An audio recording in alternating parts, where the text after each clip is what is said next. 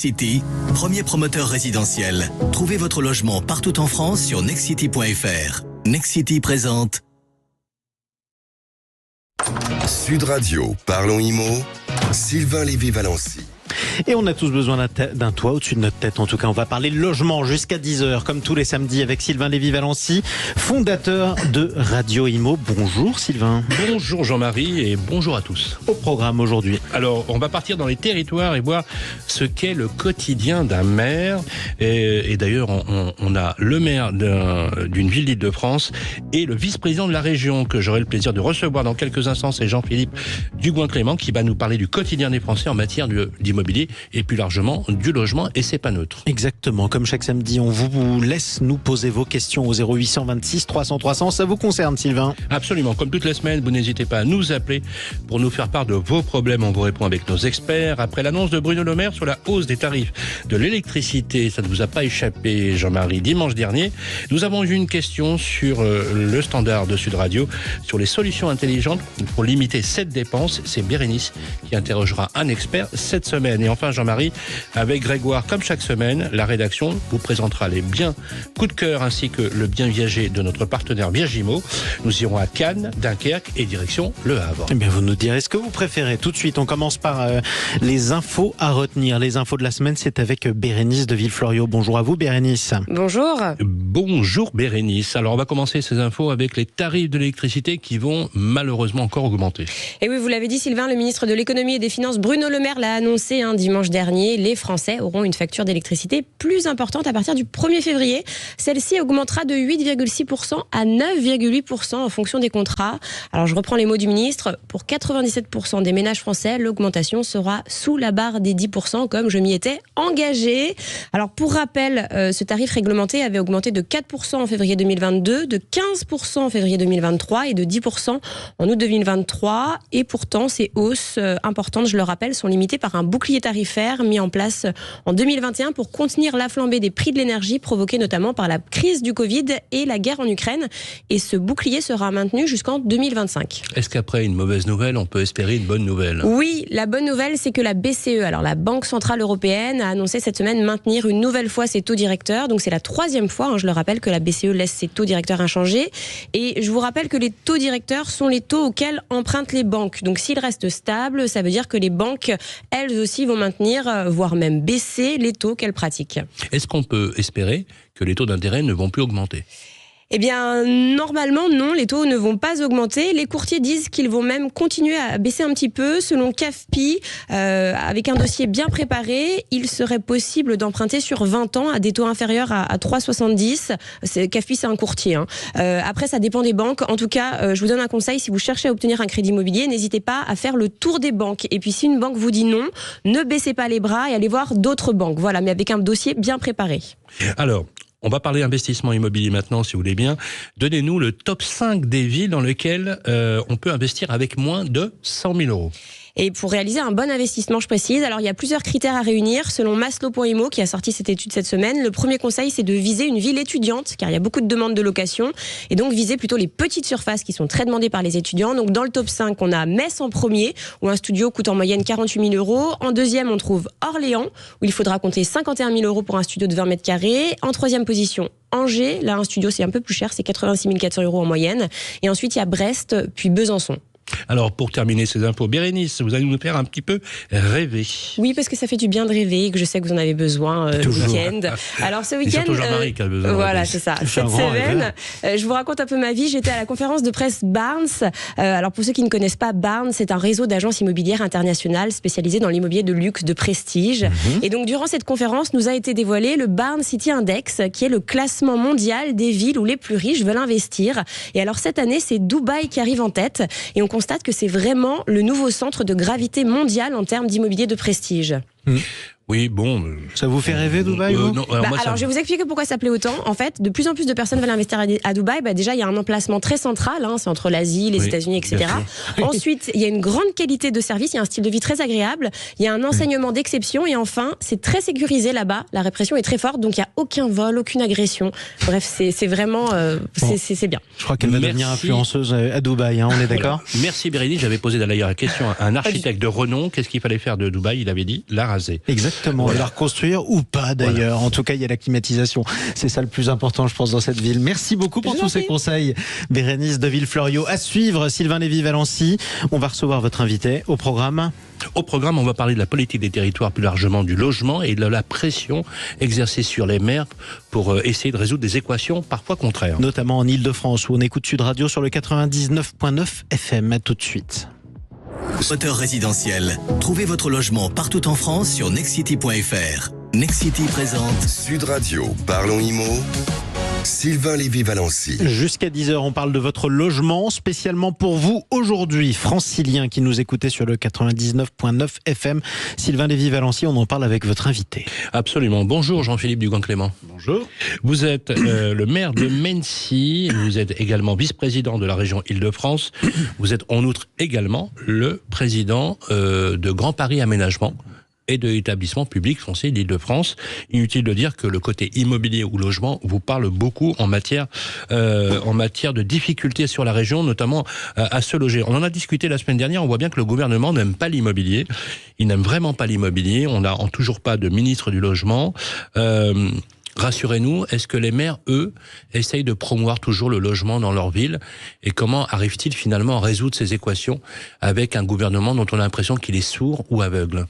J'aurais tendance à vous dire que les maires, ça dépend. Il y a différentes réalités. Normalement, lorsque vous êtes maire, vous êtes élu pour améliorer la qualité de vie d'une ville. Améliorer la qualité de vie d'une ville, ça veut dire amener des services publics, amener de l'activité, de l'emploi, pour permettre aux gens qui habitent dans votre ville, eh bien, d'essayer d'avoir des activités, des services, aussi de pouvoir travailler à proximité de chez eux.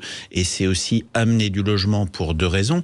D'une part, pour amener du logement récent qui, généralement, est de meilleure qualité que du logement ancien en termes de normes, c'est-à-dire contribuer à améliorer la vie des gens qui sont là, et puis également faire face dans nos régions, ce qui est le cas en Ile-de-France, à une croissance de population et à une hausse des prix constante si on se prend sur un trend de long depuis la fin de la Deuxième Guerre mondiale. On a eu des épiphénomènes d'écrasement ou de diminution des prix, mais la réalité des faits est que nous sommes sur des régions en croissance économique et démographique constante, et donc avec une hausse du prix de l'immobilier.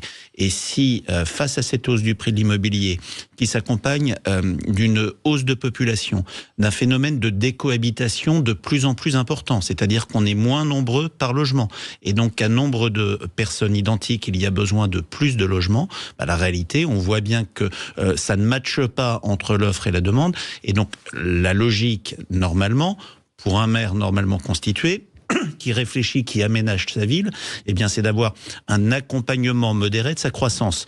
Là où beaucoup de collègues se retrouvent aujourd'hui à avoir des difficultés, c'est d'une part que le contexte économique et juridique ne donne plus d'intérêt aux maires pour pouvoir porter ces politiques publiques d'aménagement, d'une part, et puis d'autre part que sur une vision parfois un peu dévoyée de l'environnement, eh bien on se retrouve aujourd'hui à voir souvent des contestations, des refus d'aménagement. Alors justement, c'est de cela dont on va parler.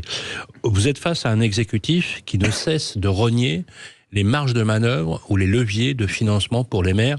Je ne vais pas revenir sur la taxe d'habitation, mais c'est un des points qui illustrent le propos. Le maire délivre les permis de construire, délivre les autorisations d'urbanisme. Normalement, est censé aussi avoir une vision de l'aménagement de son territoire. Il exerce cette police administrative. Question, est-ce que les maires aujourd'hui ne sont pas un peu au bord de la rupture quand on voit aujourd'hui un langage du gouvernement qui non seulement ne leur donne plus aucun pouvoir, mais essaye même d'essayer peut-être même de centraliser, on le voit avec le pouvoir des préfets, sur l'aménagement du territoire. Je sais que vous êtes trop offensif sur ce point-là, et indépendamment de ce que vous avez dit tout à l'heure, comment le maire va pouvoir retrouver finalement le pouvoir central qu'il doit exercer dans sa ville? Comment si on change la réglementation à socle législatif constant, aujourd'hui on a dépossédé les élus. La réalité... Vous êtes d'accord là-dessus? On a vraiment dépossédé les élus. Oui, mais c'est un mouvement constant depuis déjà une quinzaine d'années. On a un phénomène de reconcentration des politiques publiques. On est dans un État qui est centralisé, qui hyper jacobin, qui est d'origine et d'essence monarchiste, qui s'est construit depuis les Capétiens, depuis Paris, en centralisant et en contrôlant et en se méfiant des territoires. On est un des pays les moins décentralisés de l'Union européenne ou de l'Europe occidentale. Et donc, cette tentative de l'État de vouloir tout gérer à la place des territoires, elle existe. Là où ça pose des problèmes sur le logement de manière majeure, c'est quoi? Qu'est-ce qui faisait qu'une commune construisait du logement? C'est qu'elle avait les moyens d'accueillir de nouveaux habitants dans de bonnes conditions. C'est que la taxe d'habitation, vous l'avez dit, permettait, avec de nouveaux habitants qui arrivaient, de financer des services nouveaux pour les habitants qui étaient déjà là. Donc c'était un cercle vertueux, une sorte de marche en avant. La suppression de la taxe d'habitation fait que ce cercle vertueux, cette émulation, elle n'existe plus. Premier point. Deuxième chose, depuis maintenant une quinzaine d'années, les recettes des collectivités locales et en partie notamment des communes se sont effondrées. Et donc accueillir de nouveaux habitants, c'est aussi accepter ou trouver les moyens économiques d'avoir de nouvelles recettes pour assumer de nouveaux services. Et ça, l'équation devient de plus en plus difficile. Et puis l'autre chose, quand vous êtes en situation de responsabilité locale et municipale, ce qui est important, c'est de pouvoir assumer jusqu'au bout une politique de logement. Une politique de logement, c'est de décider quel type de logement, quel type de construction, quelle mixité d'usage, quelle mixité sociale et quel type de peuplement. Il y a une réforme dont personne ne parle aujourd'hui, qui est d'une absolument gravissime pour le logement et notamment pour le logement social. C'est ce qu'on appelle le passage de la gestion en stock à la gestion en flux. Pour faire très simple et de manière caricaturale, c'est quoi? Jusqu'à maintenant, les maires pouvaient soutenir l'accès au logement social pour un pourcentage de ce logement social, en général 20%, des fois un peu plus, des fois un peu moins. Les attributions, les fameuses attributions. C'est pas d'attribuer directement, mais ça veut dire que c'est de soutenir des dossiers. Dans un cas sur 5, ça permettait de garantir un lien quand du logement social se fait dans une commune pour les personnes qui y habitent, qui y travaillent, qui y ont leur famille. Et le glissement qui est mis en place par l'État en ce moment de la gestion du stock à la gestion en flux revient à déposséder les maires d'une partie de ces attributions supplémentaires pour la confier aux préfectures et à l'État. La réalité, donc on va se retrouver à avoir des maires à qui on va demander de construire, qui n'auront plus d'intérêt financier à construire et qui ne pourront plus construire pour leurs habitants quand on parle de logement social. On marche sur la tête. C'est très clair. En fin d'année, les promoteurs immobiliers, vous les connaissez bien puisque vous êtes l'un des rares maires, et je le dis bien, en France à connaître très bien l'industrie immobilière. Et l'offre est en panne de plus de 40% dans certaines régions. Moins de réservations, les logements neufs accusent une baisse de 35%. Il faut rappeler que quand même cet habitat permet de décompresser les prix dans l'ancien, mais ça vous le savez déjà. On a parlé à multiples reprises sur ce plateau d'un marché immobilier qui est complètement grippé. Ça se traduit comment, au concret, pour un élu municipal, sachant que vous êtes adhérent à l'Association des maires d'Île-de-France, que tous vos collègues aujourd'hui ont le même problème. Aujourd'hui, il y a une pression sur l'Île-de-France qui est sans précédent. Ça se traduit, en fait, on est dans une crise multifactorielle, on produit trop peu, ce qu'on produit est trop cher et les acheteurs n'ont plus les moyens d'acheter et les locataires n'ont plus les moyens d'accéder à un loyer. Globalement, quand on parle de la crise du logement, c'est ça la crise du logement. Et en fait, qu'est-ce qui se passe quand on ne produit pas suffisamment de logements, quand on ne produit pas du logement qui est suffisamment accessible? Et c'est ce à quoi tous les maires sont confrontés. Vous voyez, moi, tout à l'heure, je vais retourner en mairie, je vais avoir une permanence, je vais recevoir une dizaine de personnes, dont 70% parce qu'ils sont en situation de non-logement ou de mal-logement. Eh bien, quand on ne produit pas de logement accessible, en réalité, qu'est-ce qu'il se passe derrière? C'est qu'on a des gens qui vivent mal. Le logement, c'était un facteur d'intégration sociale. C'était un moyen qui permettait à chacun d'avoir son parcours de vie, de quitter le domicile de ses parents, de se mettre en couple, de faire grandir ses enfants, d'offrir un parcours de vie à ses enfants. Et actuellement, depuis déjà quelques années, le logement est devenu un facteur de désintégration sociale. C'est-à-dire que le coût du logement, et souvent on parle du logement d'un point de vue technique, le logement devrait en parler que d'un point de vue social et sociologique. Le coût du logement, il est inversement proportionnel dans les revenus à votre classe sociale. C'est-à-dire que quand vous venez de classe populaire ou de classe moyenne, le coût du logement est beaucoup plus important que quand vous êtes sur des classes moyennes supérieures ou supérieures. Et le coût du logement pour des classes populaires et moyennes n'a cessé d'augmenter par rapport aux revenus. C'est même devenu le premier poste de Donc, dépense. vous voulez dire que c'est la dépense contrainte la plus élevée C'est la dépense contrainte la plus importante. Quand on parle de classe populaire, le logement, globalement, quand on prend le loyer, quand on prend les frais de transport qui sont liés au logement, les assurances, le chauffage qui augmente, ça peut représenter plus de la moitié des revenus. Et ce logement est devenu aujourd'hui un facteur de désintégration sociale du pays parce qu'on ne donne plus la capacité aux gens de pouvoir se loger dignement des tarifs décents. Quand on est maire, des gens qui travaillent, pas sur des gros salaires, mais qui travaillent et qui se retrouvent suite à un accident de vie, un divorce, une séparation, à dormir dans leur voiture et puis à faire 1 ou 2 nuits par semaine à l'hôtel ou chez un ami pour pouvoir se doucher. La réalité du non-logement, du manque de logement, c'est ça aujourd'hui. Et quand on est maire, on se retrouve à assumer des politiques publiques où on n'a plus d'intérêt financier à le faire, à être assez souvent accusé par le lobby écolo d'être un maire bétonneur, mais la réalité c'est qu'on se retrouve aussi face à des gens qui sont en situation d'être dans un T2 ou un T3 avec 2 ou 3 enfants, d'avoir des gens qui travaillent, qui ne peuvent pas se loger, qui sont dans leur voiture, d'avoir des gens qui vivent séparés et qui ne peuvent pas récupérer la garde de leurs enfants parce qu'ils n'ont pas accès à un logement leur permettant de récupérer la garde de leurs enfants. La crise du logement, très concrètement, c'est ça. Et ça, personne n'en parle. Quand on parle du logement, on parle de ratio, on parle de normes, on ne parle pas de ce qui est avant tout un problème social et sociologique. Ce qui est rassurant, c'est d'entendre des élus locaux comme vous qui le disent justement, et c'est la raison pour laquelle on vous a donné la parole. Merci Jean-Philippe Dugoin-Clément. Je rappelle que vous êtes le maire de Mennecy, vice-président de la région Île-de-France, président de l'établissement public foncier et de Grand Paris Aménagement. Merci. Allez, à suivre sur Sud Radio. Parlons IMO, toujours votre logement et vos questions au 0826 300 300. On va parler de votre facture d'électricité dans un instant avec Bérénice de Villefloriot. À tout de suite. Sud Radio. Premier promoteur résidentiel. Trouvez votre logement partout en France sur nexcity.fr. Nexcity présente Sud Radio, parlons IMO. Sylvain Lévy-Valency. Et que vous soyez propriétaire, locataire, vous avez une question ou un problème avec votre logement, on en parle, on vous laisse nous poser vos questions. Sylvain Lévy-Valency. Merci Jean-Marie, effectivement, au 0826 300 300. Et nous avons eu un message sur le répondeur de Sud Radio, Bérénice, ça concerne les prix de l'électricité. Et oui, je l'ai dit tout à l'heure, ils vont augmenter à partir du 1er février. Ils seront une augmentation entre 8,6 et 9,8%. Et forcément, on a reçu pas mal de messages sur comment mieux gérer sa facture, comment faire des économies pour éviter de subir cette augmentation. Alors nous allons accueillir notre expert, il s'appelle Pierre-Marie Perrin, c'est le directeur des affaires publiques de Elio, qui est spécialiste de la rénovation énergétique. Bonjour Pierre-Marie. Bonjour. Alors voilà, je vous avais entendu, on a reçu de nombreux messages d'auditeurs qui s'inquiètent un petit peu quand même, parce que c'est vrai que la vie coûte cher maintenant, on subit toujours une inflation, même si elle est moins forte. Comment essayer de ne pas trop subir cette augmentation de l'électricité ? La première des choses, c'est de bien regarder ses factures d'électricité et de regarder un petit peu les postes où l'on consomme le plus. La première, c'est le chauffage. C'est vraiment la première dépense dans les factures énergétiques.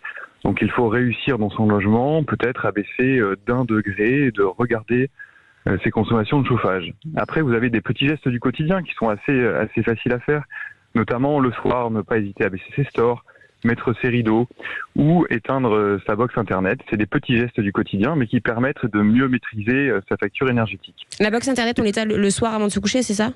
Exactement. On l'éteint le soir avant de se coucher ou on l'éteint quand on part de chez soi. Mais est-ce qu'on met en veille, bonjour Pierre-Marie Perrin, est-ce qu'on met en veille finalement tous les appareils, à part le congélateur ou le frigo, bien évidemment, pour pas être malade. mais est-ce qu'il faut carrément débrancher ou pas ? Il faut débrancher. Plus on débranche, plus on éteint l'éclairage de sa maison, plus on gagne et on fait baisser sa facture énergétique. Oui, parce que ça, c'est une question que je me pose souvent. Oui. C'est vrai qu'un appareil en veille, ça consomme quand même beaucoup, c'est ça ? En veille, ça consomme au moins 20 ou 30%, alors que si on l'éteint, on fait vraiment baisser de 30% sa consommation. Alors, avec ces premiers réflexes, effectivement, si on veut optimiser la consommation, et c'est le sens de la question qui nous a été posée, on peut estimer l'économie d'énergie à quel type de pourcentage? Est-ce que vous avez des statistiques là-dessus? On a des statistiques. Si on fait ces petits gestes du quotidien, on peut la baisser jusqu'à 15%. Donc, ce qui est énorme, c'est il faut s'astreindre à cette règle. Si on le fait, on peut baisser de 10 à 15% sa consommation énergétique. Donc c'est pas anodin. Et puis après, vous avez d'autres procédés. Vous pouvez mettre en place des outils pour monitorer ou des thermostats qui vont vous permettre de réguler le chauffage, de réguler ces objets connectés. Et tout ça, c'est très important parce que ça participe aussi à faire baisser la facture. Et alors, qu'est-ce qu'il y a où on peut trouver ces outils, par exemple, et comment on se renseigne pour nos auditeurs qui seraient intéressés? Et même, je vais compléter la question, est-ce qu'on peut songer, du coup, Marie, vous qui êtes spécialisée dans la rénovation et les gains énergétiques, songer à changer des appareils ou la façon dont on traite ou on gère l'électricité, je sais pas, une pompe à chaleur ou des sujets qui permettraient d'économiser, parce que là on a quand même des sujets de plus en plus importants. Les Français vont poser cette question. Oui. Les hausses sont pas neutres du tout, hein. Exactement. Donc là, c'est la deuxième étape. Aujourd'hui, le gouvernement incite à faire des travaux de rénovation énergétique qui vont permettre de baisser bien plus encore la facture énergétique et donc réaliser un audit énergétique afin de concevoir et afin de voir là où on consomme dans notre logement et faire appel à un dispositif France Rénov'. Allez voir mon accompagnateur Rénov' qui va vous indiquer et qui va voir vos dépenses énergétiques et vous accompagner dans vos travaux de rénovation énergétique. Donc effectivement, si vous installez une pompe à chaleur, si vous isolez votre logement, que ce soit vos planchers, que ce soit l'isolation des murs par l'extérieur, vous allez pouvoir faire baisser votre consommation énergétique et donc on vous conseille d'aller voir des experts de la rénovation énergétique qui là vont vous engager dans des travaux de rénovation plus longs mais qui vont vous permettre de gagner 30-40% d'économie d'énergie. Et il y a des travaux dont on parle beaucoup, alors plus pour les propriétaires de maisons, c'est les panneaux, vous savez, photovoltaïques, avec on récupère l'énergie solaire et on la transforme par exemple en chauffage. Ça, est-ce que c'est quelque chose qui se fait de plus en plus ? Alors ça se fait de plus en plus, et quand c'est couplé à une rénovation énergétique, c'est extrêmement judicieux parce que ça nous permet d'autoconsommer et donc de récupérer l'énergie qui est produite par le solaire et de la remettre directement dans le réseau de sa maison et donc de pouvoir avoir une énergie bien moins chère. Et l'autre partie qui n'est pas consommée, vous pouvez la revendre sur le réseau, qui vous permet de faire baisser gagner de l'argent considérablement. De gagner de l'argent, évidemment. Et ça, quand on habite un appartement, c'est pas possible. Alors c'est plus compliqué, effectivement. Les copropriétés. Les copropriétés, il peut y avoir l'autoconsommation collective, mais les démarches sont plus longues, il faut travailler avec son bailleur, avec son syndic, et ça prend plus de temps. Mais sur les maisons individuelles, c'est extrêmement efficace et il ne faut pas hésiter à faire appel à des experts. Et vous avez même aujourd'hui des batteries que vous pouvez installer et même des batteries virtuelles qui vous permettent de revendre ou de réutiliser l'énergie que vous avez produite sur les panneaux solaires en différé. Donc, ce qui permet de ne pas perdre l'énergie qui a été développée. Pierre-Marie Perrin, je profite que Jean-Philippe Dugoin-Clément, qui est avec nous toujours sur le plateau, je lui pose d'ailleurs la question. Ces questions d'énergie pour les habitants qui augmentent sensiblement, c'est une question qui vous est souvent soumise, parce que vous, les maires, on vous sollicite sur cette question. Un éclairage. Impacter directement le pouvoir d'achat des Français. Donc, on disait 10% d'augmentation cette année, ça fait suite à des augmentations constantes depuis 2022, et donc on est sur des facteurs qui viennent faire très mal au portefeuille des gens, avec un besoin d'accompagnement et de transition. Et puis, on le paye de deux manières. On le paye d'une part les particuliers individuellement, mais aussi sur ce qui est facturé, parce que les entreprises, les collectivités ont toutes des augmentations qui, pour le coup, sont beaucoup plus élevées, parce qu'il n'y a pas de bouclier dessus, et donc on le sent sur le coût de l'inflation d'une manière générale. Enfin, le coût la question de l'année dernière des boulangers, si vous vous rappelez, qui avec des augmentations de tarifs avec un double problème d'ailleurs, parce que il faut le dire, d'abord vous avez l'énergie consommée par les appareils, le four et compagnie, et ensuite vous êtes dans des commerces qui ont d'énormes vitrines, qui sont souvent d'énormes baies vitré, rarement double vitré. Et enfin, c'est un cauchemar à isoler. Un cauchemar. En fait, c'est un chantier absolument colossal. Et c'est un chantier qui est double. Parce que d'une part, c'est la production d'énergie, c'est l'autoconsommation, c'est le type de chauffage qu'on utilise. Et puis la deuxième chose, c'est le chantier de la rénovation et de l'isolation. Le problème qui se pose, c'est qu'on se retrouve à devoir gérer en quelques mois ou quelques années ce qui normalement se fait sur un train de plusieurs décennies. Oui, c'est ça. C'est le problème du changement climatique. En tout cas, merci beaucoup Bérénice de Villefloriot. Je rappelle d'ailleurs, tous ceux qui nous écoutent peuvent nous poser leurs questions en laissant leur message au 0826 300 300 toute la semaine. Merci Pierre-Marie Perrin, également directeur des affaires publiques chez Elio. Merci beaucoup. Allez, tout de suite, on fait le tour de la France. Tiens, justement, on va voir où c'est isolé ou pas. Avec Grégoire Daricot qui nous rejoint. Bonjour à vous Grégoire. Bonjour Jean-Marie, bonjour à tous. On commence par un bien qui est à vendre en Viager avec notre partenaire Viagimo. Effectivement, et pour ce premier bien, je vous emmène près de la Croisette, dans la cité qui a vu naître footballistiquement parlant notre zizou national Saint Zinedine Zidane. Vous l'aurez reconnu, je parle bien évidemment de Cannes. Et notre bien de la semaine est un appartement de 3 pièces, 66,30 mètres carrés, situé en rez-de-jardin dans le quartier de la Basse-Californie, à 200 mètres des quartiers Palm Beach et Mouet Rouge.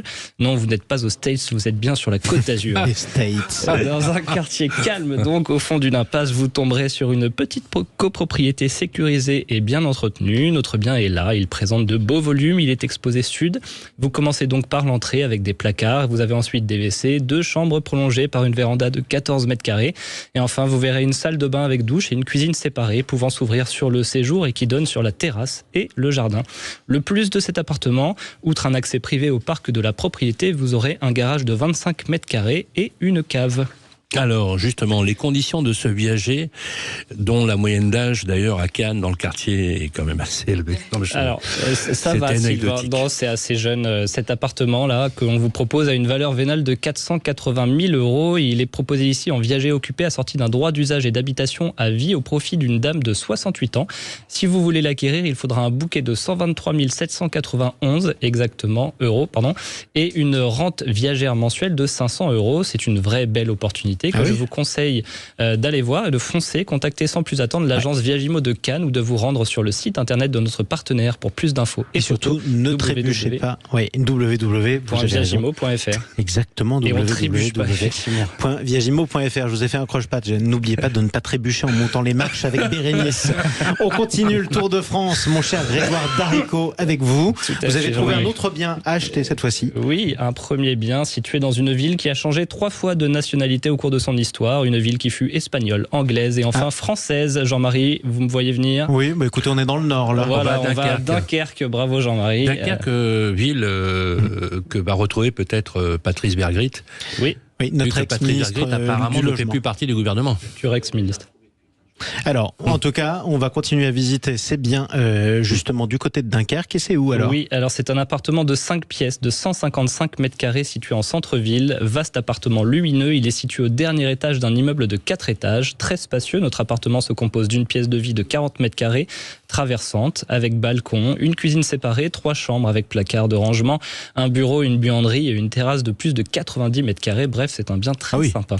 On a la possibilité d'acheter en plus un garage pour 17 000 euros supplémentaires. L'ensemble est proposé ici au tarif de 231 000 euros. Vous pouvez voir les photos et infos sur le site de bienici.com. Alors, financement, avec un apport de 20%, Sylvain, soit 46 200 euros, un emprunt sur 25 ans à 4,5%, vous avez des mensualités à 1027 euros. Alors, un troisième point rapidement, vous nous emmenez au Havre. Au Havre, exactement, en Normandie. On reste dans le balnéaire. Écoutez, il a raison. Alors, mais quand même très intéressant. Le Havre, c'est la ville dans laquelle on retrouve la plus grande pharmacie de France, la plus grosse boule à facettes du monde, ou encore le plus long escalier de France. Voilà. Donc ça, c'est pour les petites anecdotes. Signé par un urbaniste et architecte, Auguste Perret, du coup avec des appartements assez modernes. Et nous avions d'ailleurs fait une émission là-bas. Exactement, superbe émission. Et cette fois, c'est une maison de 96 mètres carrés que je vous propose, qui comprend 3 pièces et un terrain de 48 mètres carrés. Une maison qui se trouve dans le quartier prisé de Senvic. Elle se compose d'un espace de vie spacieux et confortable avec 3 chambres et un salon lumineux. Elle est idéale pour une famille. Elle se situe dans un quartier calme et bien équipé. Elle est proposée au tarif de 227 000 euros sur le site de orpi.com. Un apport de 20%, 45 400 euros. Un emprunt à 25 ans à 4,5%. 15%, pardon. Vous pouvez estimer des mensualités de remboursement à 974 euros. Vous choisissez lequel, Merci, Grégoire? Moi, j'aime bien Dunkerque. Vous aimez Sympa. bien Dunkerque? Ouais, Écoutez, allez-y, profitez-en. Et vous nous enverrez des nouvelles et du maroilles, pourquoi pas. Je suis pas sûr que ce soit le. Ah non, soit bah la non, région non, Nord. bah non, bah non. Ah, Jean-Marie, là, je vous mes venez de faire un excuses. impair. Mais Non, écoutez, non, c'est mais Sud Radio, c'est là, pas ça dans va Radio, pas, ça. pardonnez-moi. En tout cas, passez une excellente journée à notre écoute, toujours à l'écoute de Sud Radio. Chers amis, je rappelle que c'est la fin de cette émission, mais qu'on pourra la retrouver en podcast sur sudradio.fr et qu'elle sera rediffusée mardi prochain à midi Ouais, c'est à midi. C'est à midi. Exactement, Voilà. à Je midi dis sur à le midi, site parce que de maintenant, je dis à Radio midi. Imo. Voilà. Vous avez raison, merci beaucoup Sylvain Lévy-Valency. On vous retrouve samedi prochain à l'antenne de Sud Radio en direct à partir de 9h15, comme toutes les semaines. À très bientôt.